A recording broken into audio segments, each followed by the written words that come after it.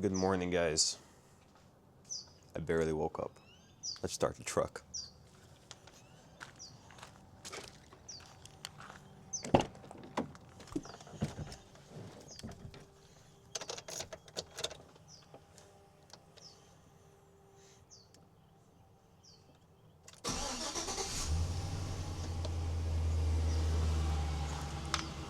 All right, so here's what's going on. We're going to a junkyard to buy some parts for the E90, and I'm taking you guys along with me. Pretty exciting stuff. Now, I'm hoping we can find all the stuff. I made a list. I'm gonna put it up on the screen. And yeah, I'm pretty excited. I haven't been to a junkyard in a long time, but at the same time, every time I went, I could never find what I needed. But I looked on the website of this junkyard, and the cars that they just put in, the E90s, were put in there very recently, so I don't think they've been fully stripped down yet. Fingers crossed. So let's go ahead, put the tools in the truck, and let's get going. I actually got a jacket on. It is really cold this morning. Oh, here's a bottle of spray. Let's open up the tailgate, put some tools in there. I already got the floor jack in the truck, and we're just gonna put a couple things in here and get going.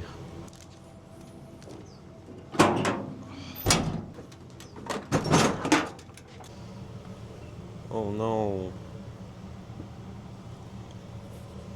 Spilled some coffee. It's okay. Not a big deal. So, we got mainly all the things I need in the truck. Got my coffee. Let's get going.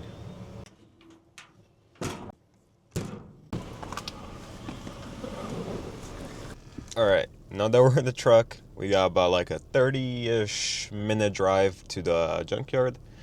And yeah, shouldn't be too bad.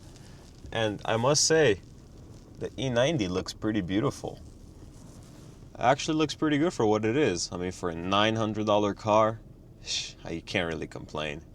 Obviously, you guys have seen the imperfections, so we can complain. But overall, it actually looks pretty good. Let's get going.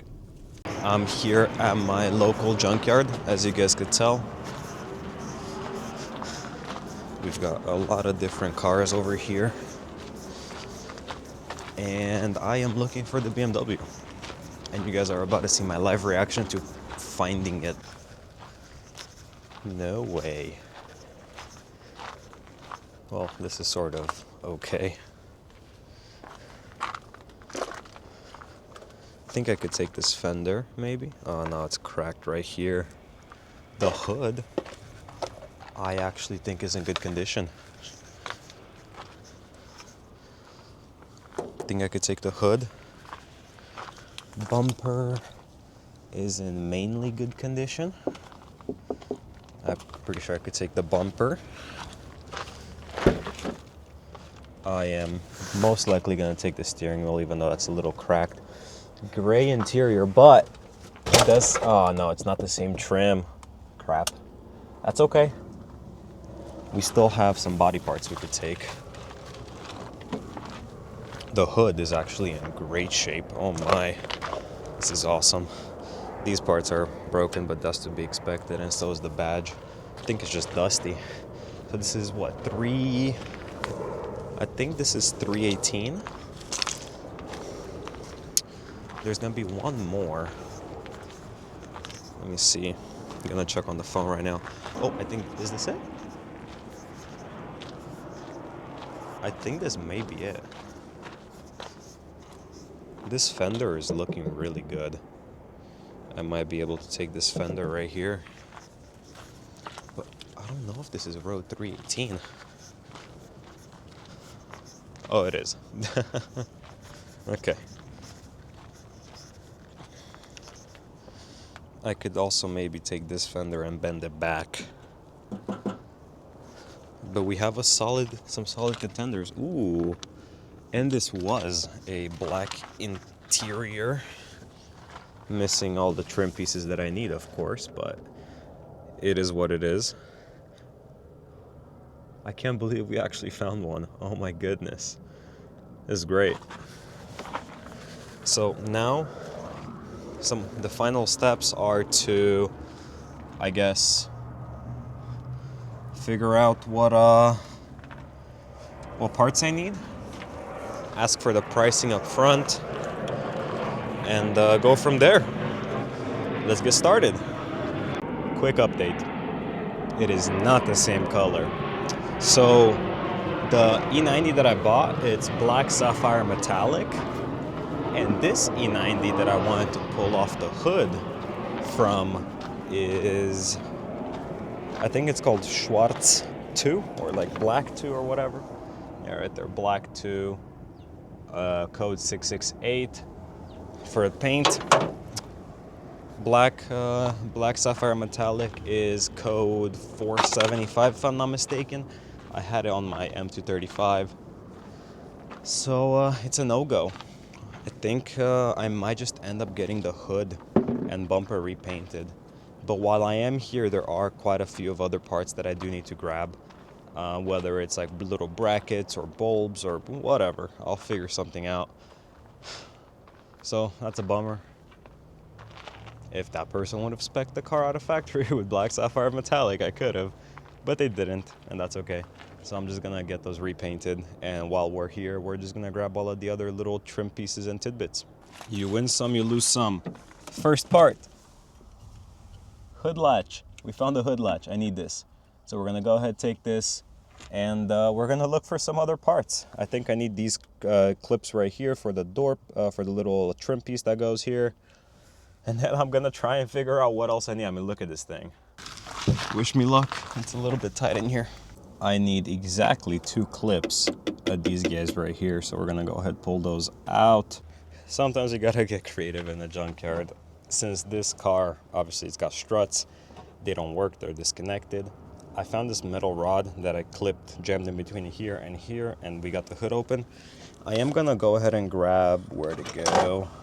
This thing right here. This hose right here is what I need. This is the upper radiator hose. On mine, it's completely gone. So I'm gonna go ahead and grab this, and we're gonna put it on the car.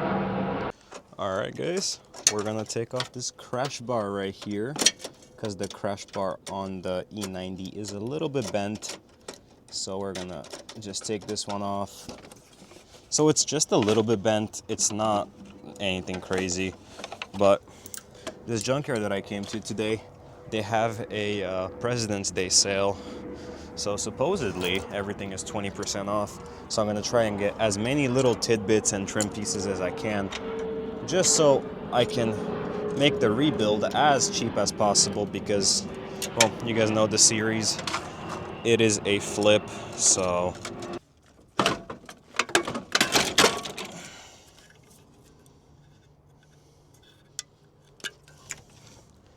perfect. All right, so now we are looking to get this other coolant hose. We're gonna put that in there, and then that in there like that. Check the hood. And now we're looking to get this other coolant hose from this guy, the expansion tank. So I'm gonna go ahead and try and pry this out. That's it. This is one of the additional hoses that we need for the upper radiator hose. It looks in pretty okay condition. Hopefully all holds up. All right, so now that we grabbed everything we need from that E90, we've come to this other lovely E90, out of which, I mean, this door's kind of like this, but we do need a couple trim pieces from the interior. And if I'm not mistaken, yep, this one has the trunk button, which we so much need. It sort of feels okay. There's also this other E90 over here that has a broken trunk button. You can see it's like all caved in. Oh, dang, that was close.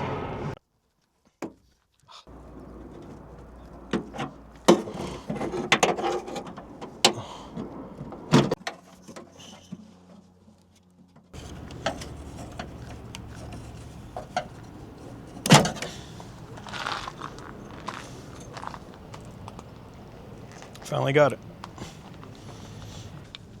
Next up, we gotta take this little button over here. There you go.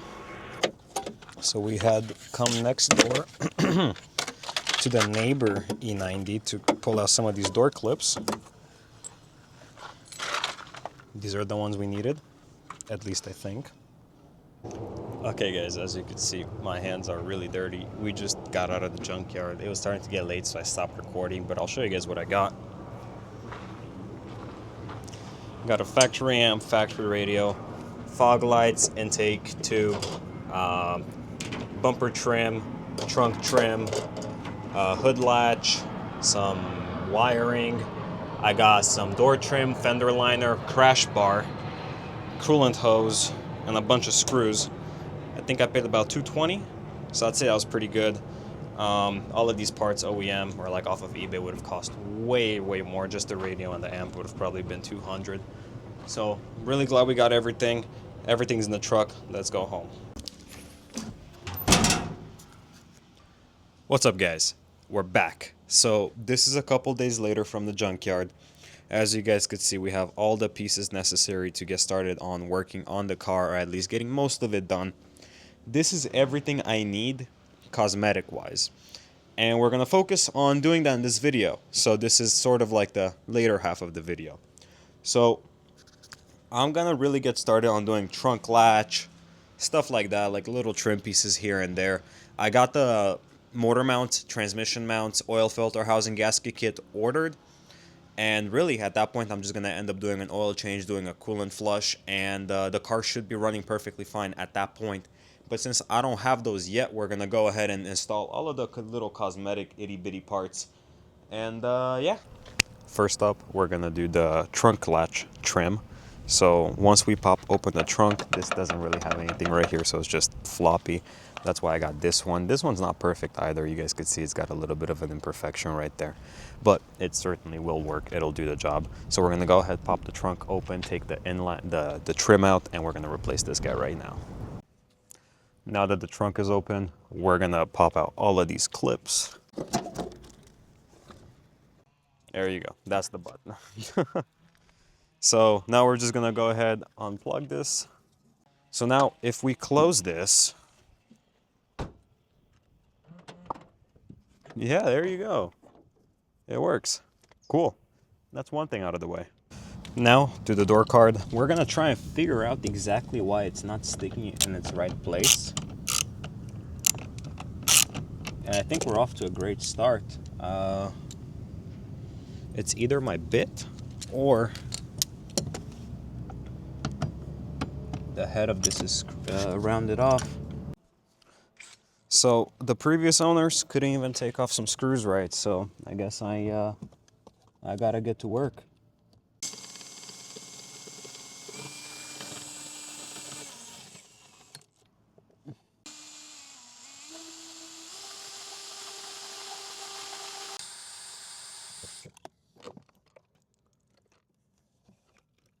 Okay, so as you guys could see, these bolts, these screws right here were completely just stripped. So the previous person that took off this door panel, they just stripped the screws, which I don't even know how you do. It's a Torx bit. So I had to drill it off. Here's my prized possession. It's actually kind of stuck on the drill bit head. Gonna take it off. Yep, there was my prized possession. Here you go. Here's the screw head. So I'm gonna have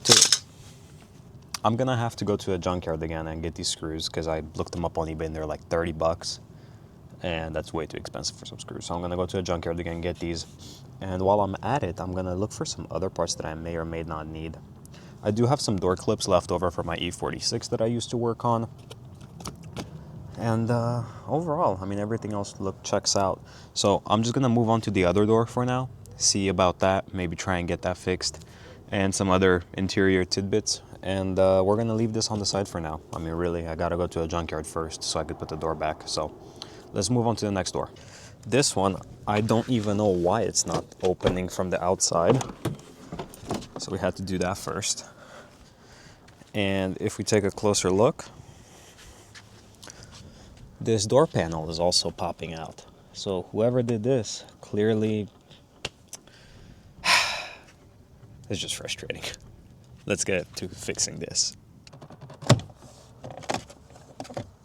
There's your door trim that we just popped out.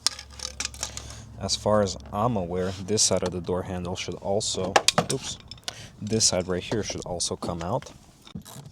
Okay, we're getting somewhere. Try and pull this off. There we go. Alright, another problem that I just fixed was the door handle on the outside would not actuate the mechanism. And now you guys could see when I pulled the door handle, it is actually actuating the mechanism. So we do have a working door now, because what would happen is I would pull this and it would just stay pulled out. I opened it up. I have to put the little clip back on there. And there was a cable that wasn't hooked properly around the door handle. So now when I pull it, it is working. I am gonna go ahead and replace all of these bad clips right here with some of these white ones I had. These are from my E46, so they're many years old, but I still had them laying around, and would you look at that? They are coming in very, very handy. They fit right in. I'm gonna replace all the broken clips, put the door back together, and should be good to go.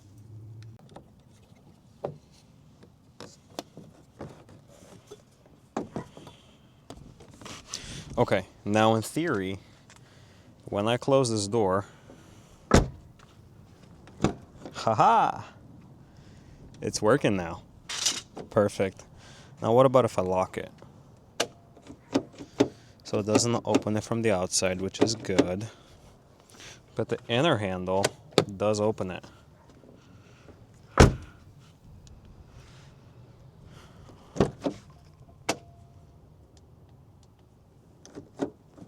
Okay, this is awesome.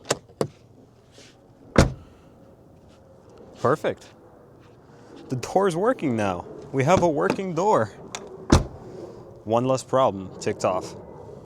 What's up, guys? So it's another day. I woke up a little bit late. We do have the elixir of energy with us. It's the Rain Gummy White Gummy Bear.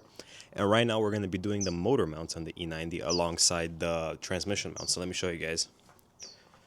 Over here, I got these motor mounts off Amazon. They're non-OEM. OEM ones, absurdly expensive. BMW wanted like, I don't know, things like $250, $300. It was insane. I figured for a flip card, these motor mounts will do just fine. They had good reviews, people putting them on their Z4s, stuff like that. But on the other hand, we did buy OEM transmission mounts. Only reason why is because they were $5 more than the non-OEM ones, so I figured why not. So these are some ZF Lemforder mounts. We also do have a power steering, a fluid reservoir, non-OEM. I got that for $10 off Amazon, 15. BMW wanted, take a guess, $115. Absolute insanity. And then we do have some power steering fluid reservoir right here, the CHF 11S. That's the stuff that BMW wants you to put in their cars. So right now, over here, we have the E90. It is getting ready to be lifted up. I just wanted to sort of do a little bit of an introduction again. So the jack points from underneath, they're completely destroyed. So what we're going to be doing is we're going to be lifting it up from the middle subframe. And then I'm going to be putting the jack stand on the sides of the subframe, and that should hold it up. I think we're good. All right, let's get started. Okay, so I would say we've gotten to a pretty good point. The car is lifted. I did end up getting that motor mount loose. Actually, I got both of them loose on both sides. I built a very long ratcheting contraption, as you guys could see, to get to the motor mount screw down there. So now, all that's left to do really is grab the jack, put a 2x4 on it, lift it up by the oil pan, and take that motor mount out. And then repeat the same on the other side. Alright guys, we have made some pretty huge progression. Let's take a look. So, I took out, there's a stupid plate holding in these lines right here. It was really annoying to take out. But, now that we took it out, look how much space we have for that motor mount right there. Beautiful motor mount. So right now it's loose. I undid the bolts from underneath. I just need to lift up the engine more, and then put in the new motor mount. And then we'll be able to drop the engine and move on to the other side. Alright, now that we took the motor mount out, as you guys could see comparing it, this one is definitely collapsed. Look at that. Look at the difference in height of those. Plus on this side, or on this side I think it was, somewhere on here, there it is, there is a small little tear. So these definitely needed replacing. Even though they don't look that bad, I doubt they've ever been replaced. Alright, are we really wondering why the engine was bleeding?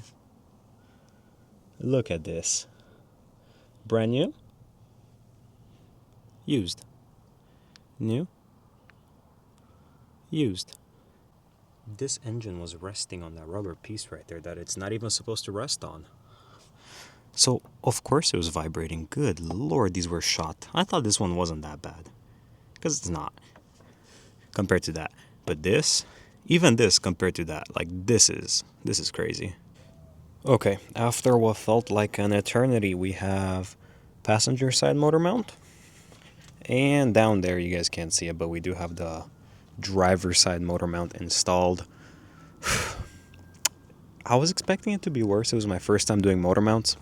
It wasn't that bad. But now, what we're going to be moving on to is these transmission mounts that I was talking about earlier. So I'm going to get underneath the car and we're going to get going on these transmission mounts. I'm not going to film it. Pretty boring process. Should take me about 30 minutes to 1 hour. So let's get these swapped out and the car should feel very, very nice and smooth after. Oh my goodness, guys. Look how good these mounts look. And they were like so many years. No, I'm just kidding. Yeah. This one, there's two mounts on that frame right there that hold the transmission in the backside. This mount, I took out and it just straight up split. Like I lowered that and it just straight up split. This one, you guys could see how compressed it is compared to the other one. So I think I made a good choice by going with these. And they're OEM for $20. I'm sure this will fix a lot of NVH. So let's put the new ones on and get everything going again. What is going on, guys? It is day, I don't know how many, of me fixing the car. Today, we're going to be working on the oil filter housing gasket and probably doing an oil change, attaching all the coolant hoses and getting the engine actually running. So this is an exciting day. Amazon just came through. Got this delivery right here. So a lot of you Beamer guys might know this is absolutely needed if you want to do the oil filter housing gasket, which just fell on the ground. We have the OEM or OE L-ring oil filter housing gasket alongside all the bolts, the oil pressure switch, all that good stuff. So really, we just have to do that. Right now, I was just working on the car and I finished attaching the power steering fluid reservoir. I replaced it because the other one was cracked and it was leaking. So that's looking all nice. I have to refill it, probably do a flush. And we're going to tackle this thing right here. You guys could see it is leaking pretty badly and there's a bunch of oil down there and everywhere else. But I'm just very happy we're over the hardest things, which is the engine mounts and the transmission mounts.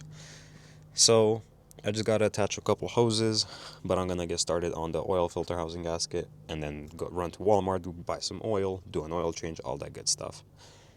So overall, this car is coming along pretty well. I'm very excited to see how it's going to run when it runs. Let's get started. So no wonder I am running into the issue of oil leaking, as you guys could see. This gasket is not gasketing anymore. I don't think I've ever seen such a flat gasket in my whole life. And as you guys could see right over there on the the coolant passage, that is likely why we have some oil in the coolant, or vice versa. So very glad I'm doing this because it clearly needs it. I have spent roughly about an hour or so cleaning this up, And this is basically just about as good as I could get. This is the back side, so it doesn't matter as much. This is the front side. It looks really good. And then also in here, it's been kind of rough trying to get in between all of the grooves. So I tried my absolute best, and I think it looks pretty okay. And then this is how the engine side looks. Let's get some shade in here so you guys can see. That's how the engine side looks. I still have a lot of cleaning to do over here, and I ordered a belt, tensioner, and pulley because you guys could see this is damaged, and I doubt it should be going down this much. So we're going to be doing that tomorrow, but in the meantime I am going to put this up. What is going on, guys? We're back on day 4, I believe, of working on the BMW. Today we should actually be getting the car running, which is very, very exciting. Let me show you guys what we're doing. I have ordered this belt tensioner and pulley off of Amazon. We got the belt, the tensioner, and the pulley. We're going to go ahead and swap it out because that pulley is looking a little rough, and then that belt is kind of rough also. So we're going to be swapping those out. Going to be finishing the oil filter housing gasket. I just kind of put it in place with the bolts just so it sits there. Then we're going to do a coolant flush, a oil flush, power steering flush, and the car should be running. So let's get started. Alright, now we just took out the tensioner, and you guys could see it is full of oil in there, but that's okay.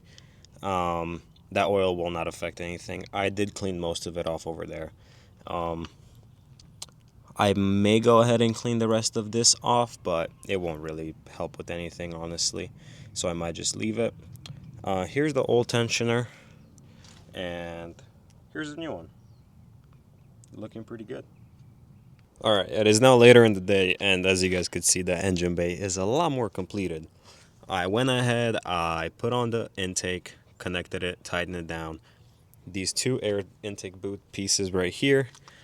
Got the Mickey Mouse clamp on. I got the new belt and pulley over there, and tensioner. Got the oil filter housing gasket done. So now, oh, and I got this hose. Not hose, or whatever, connector. So now we're just going to go ahead and do an oil change. I just ran to AutoZone, dropped off some old oil. The oil canister is empty. So now we're going to go ahead and do an oil change on this, and yeah, should get the car running. We are almost here. We're about to start the N52. I had just gone ahead and done an oil change, and noticed some slight concerning stuff. A little bit of that. So I'm hoping the engine is still okay. It ran perfectly fine last time I ran it. So we're gonna go ahead and add some coolant because the coolant is all gone basically. We're gonna add some coolant, and we're gonna get it started. I had just did the oil change with some Mobil 1 530 Euro formula. Couldn't find Castrol anywhere, so gotta do what you gotta do. Let's add some coolant and get it started. Okay guys, this is the moment of truth. I've had the battery on the charger, on the cables for a little bit now. I just performed a coolant flush. That hose right there was leaking, the upper radiator hose, so I actually had to go to Riley's and buy a new one. Oil filter, coolant flush, and let's see if she starts. Alright, fingers crossed. Hey!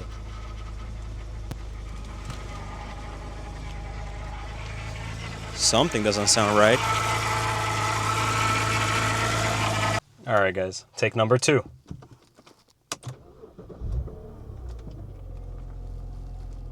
She is running.